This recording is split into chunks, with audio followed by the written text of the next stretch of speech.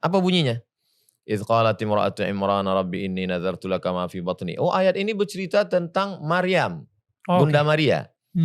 Bahwa ketika dia sedang dia punya ibu, nama ibunya Hana. Beberapa waktu terakhir ini sempat viral pernyataan dari Daniel Mananta yang setuju dengan pernyataan dari Ustadz Abdul Somad bahwa di balik salib Yesus atau patung-patung ada jin kafir, atau menurut bahasa Daniel ada unclean spirit atau roh najis di balik patung-patung. Daniel mengkritik sikap orang yang menyembah patung. Aneh bila Tuhan yang mulia dibuatkan patung-patung dari kayu serupa dengan Tuhan dan disembah. Lalu apa tanggapan kita umat Katolik yang dalam kehidupan beriman selalu diwarnai dengan patung atau arca salib Yesus, Bunda Maria, dan orang kudus lainnya? Sebelum menanggapinya, baiklah kita simak lebih dahulu cuplikan dari pernyataan Daniel Mananta tersebut. Karena di salib itu ada jin kafir. Dari mana masuknya jin kafir? Karena ada patung. Ini mungkin sebuah kejutan kali. Ternyata gua juga setuju sama Uwas soal ini. Itu dia kenapa Tuhan marah banget kalau misalnya dia dibentuk sebagai patung.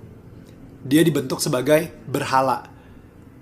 Sekali lagi, coba baca Yesaya 44 ayat 13 sampai 20. Di situ Tuhan sendiri sampai bilang gitu kalau ini kayu yang lu gunakan untuk membuat patung yang cantik, yang indah, yang ganteng, dan patung yang sama lu gunakan buat masak, buat bakar kayu untuk menghangatkan badan lo.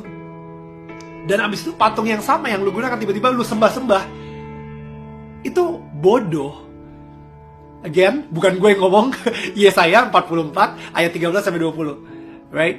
Jadi di situ gue setuju kalau misalnya ada unclean spirit di patung. Oke. Ada banyak tanggapan yang bisa kita berikan terhadap pernyataan dari Daniel Mananta tersebut. Pada kesempatan ini saya menyoroti sikap dari Ustadz Abdul Somad dan Daniel Mananta sendiri terhadap tokoh-tokoh penting yang ada di balik patung-patung yang dibuat sebagai ungkapan sikap liturgis umat beriman.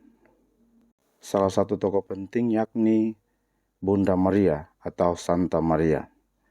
Apa pandangan Ustadz Abdul Somad terhadap Bunda Maria atau Santa Maria?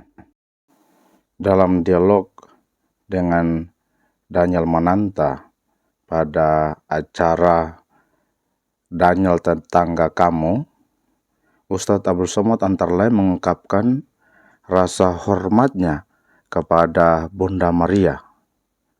Bahkan ia mengkaitkan kelahirannya dan panggilan hidupnya menjadi seorang pelayan Tuhan dikaitkan dengan ayat Al-Quran yang berbicara tentang kelahiran Bunda Maria. Mari kita simak pernyataan dari Ustadz Abdul Somad tersebut. Gimana sampai akhirnya kayak Tuhanlah yang dengan kasih sayangnya menyentuh hati seorang Abdul Somad sampai akhirnya ini panggilan kamu untuk menjadi seorang ustadz kayak gitu. Adapun tentang apakah saya dari nakal lalu hati saya disentuh oleh Allah menjadi orang baik, saya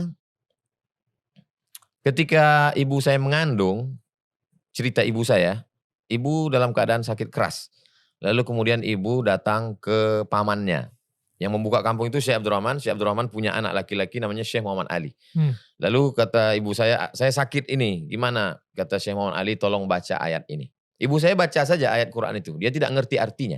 Setelah saya sekolah, baru dia tanya, apa makna ayat ini? Apa bunyinya? Idh qalat imra'atu Imran rabbi inni nazartu laka ma fi batni. Oh, ayat ini bercerita tentang Maryam, Bunda Maria. Bahwa ketika dia sedang dia punya ibu, nama ibunya Hana. Ketika Hana ini menikah dengan suaminya Imran, ada satu surat dalam Al-Quran namanya, yang pertama Al-Fatihah, yang kedua Al-Baqarah, yang ketiga Al-Imran, keluarga Imran. Aku bernazar, nanti kalau aku punya anak, aku akan jadikan anakku ini sebagai servant of God, pelayan Tuhan. Wow. Dia tidak akan bertani, dia tidak akan beternak, dia tidak akan menjadi pegawai kerajaan, dia hanya menjadi pelayan Tuhan. Lalu kemudian ketika anak itu lahir, falamma wada'atha qalat inni wada'tuha unsa. Ternyata anak yang lahir ini perempuan. Sedangkan waktu itu yang layak menjadi pelayan Tuhan adalah laki-laki. Wa inni samaituha Maryam. Aku menamakannya Maryam. Lalu apa korelasi ayat ini dibaca oleh seorang ibu yang hamil sedang sakit? Lalu saya kaitkan, oh ternyata ayat ini amat sangat bagus dibaca oleh seorang ibu yang sedang mengandung anak.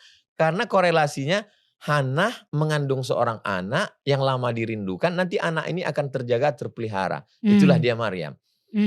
Jadi ketika ayat itu dibaca oleh ibu saya, berarti ibu saya secara tidak langsung sedang berdoa, nanti anakku ini kalau lahir dia akan menjadi pelayan Tuhan. Iya. Tapi dan ini terlihat karena jadi pelayan Tuhan banget. Iya. Dari pernyataan tadi, nampak jelas bahwa Ustadz Abdul Somad juga memberikan hormat kepada Bunda Maria atau Santa Maria.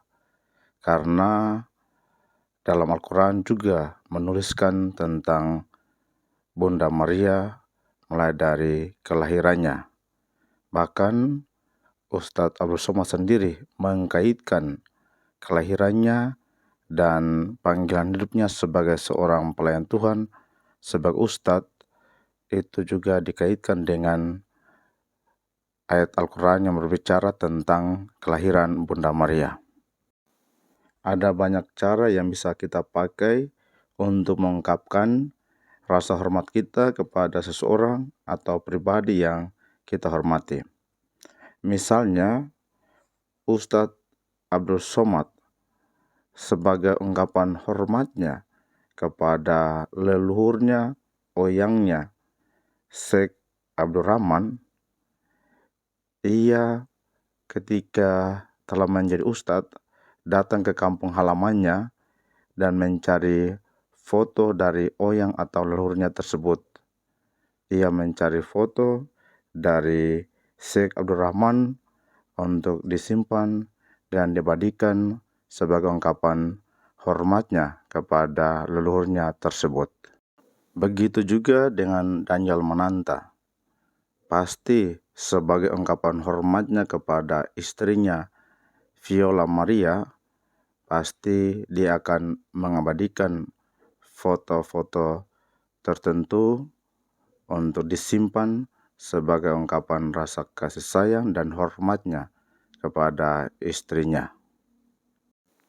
Begitu juga dengan umat Katolik, sebagai ungkapan rasa hormat kepada pribadi dan orang-orang penting dalam iman kekatolikan, yakni antara lain Yesus Kristus, Bunda Maria, dan Santo Santa, maka dibuatlah patung-patung atau gambar-gambar dari Yesus, Bunda Maria, dan orang-orang kudus untuk dipakai sebagai tanda hormat kepada pribadi-pribadi tersebut. Jadi dalam hal ini, umat Katolik tidak memakai patung, arca, atau foto-foto dari orang-orang kudus tersebut untuk menyembah mereka. Foto dan patung dari Yesus dan orang-orang kudus tersebut dipakai untuk menghormati mereka. Selain sebagai ungkapan rasa hormat, patung dan arca Tuhan Yesus dan Roh Kudus lainnya juga dipakai sebagai sarana doa. Salib Yesus dan arca atau gambar Yesus dipakai untuk sebagai sarana untuk berdoa kepada Tuhan Yesus sendiri. Dan gambar patung arca dari para orang kudus dipakai sebagai sarana untuk memohonkan doa dari orang-orang kudus itu kepada Tuhan untuk maksud-maksud dan wujud dari umat beriman sendiri. Mengapa patung, salib, dan gambar-gambar orang kudus dipakai sebagai sarana doa? Hal ini berkaitan dengan ajaran kitab suci sendiri yang mengungkapkan bahwa Allah juga menggunakan sarana-sarana, simbol-simbol dalam bentuk patung antara lain untuk berdoa.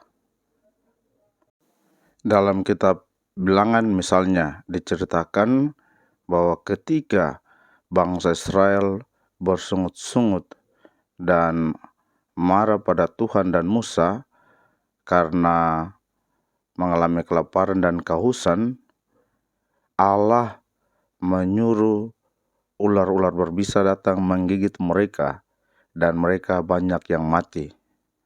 Dan ketika orang Israel datang meminta bantuan dari Musa dan Musa berdoa, Allah menyuruh Musa untuk membuat patung ular dari tembaga.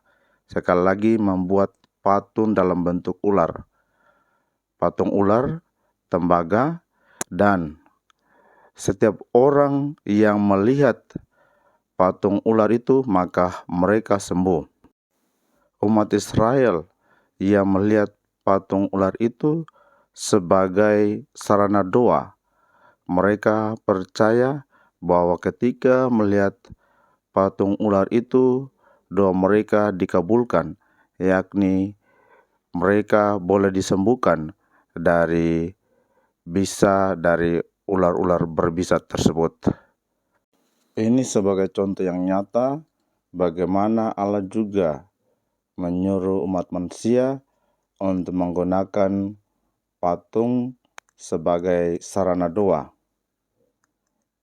Dengan demikian juga umat Katolik menggunakan patung gambar arca dari Tuhan Yesus, Bunda Maria, dan orang-orang kudus lainnya sebagai sarana doa. Ini dua alasan dari sekian alasan lainnya bagaimana umat Katolik senantiasa menaruh atau memakai foto, patung, atau arca dari Tuhan Yesus dan orang-orang kudus. Alasan pertama yakni foto, patung, dan arca dari Tuhan Yesus dan para orang kudus itu menjadi tanda hormat umat Katolik terhadap Tuhan Yesus dan orang-orang kudus. Kedua, foto, patung, dan arca dari Tuhan Yesus dan orang kudus lainnya menjadi sarana doa. Karena memang dalam kitab suci Allah telah menunjukkan hal itu. Jadi bukan menyembah patung-patung itu, tetapi patung-patung itu menjadi sarana doa untuk berdoa kepada Allah Bapa di surga. Demikianlah beberapa hal yang bisa saya sampaikan sebagai tanggapan terhadap pernyataan Daniel Mananta yang mengatakan tentang adanya unclean spirit atau roh najis dalam patung-patung dan tidak tepatlah untuk menyembah patung-patung. Semoga bermanfaat. Tuhan memberkati.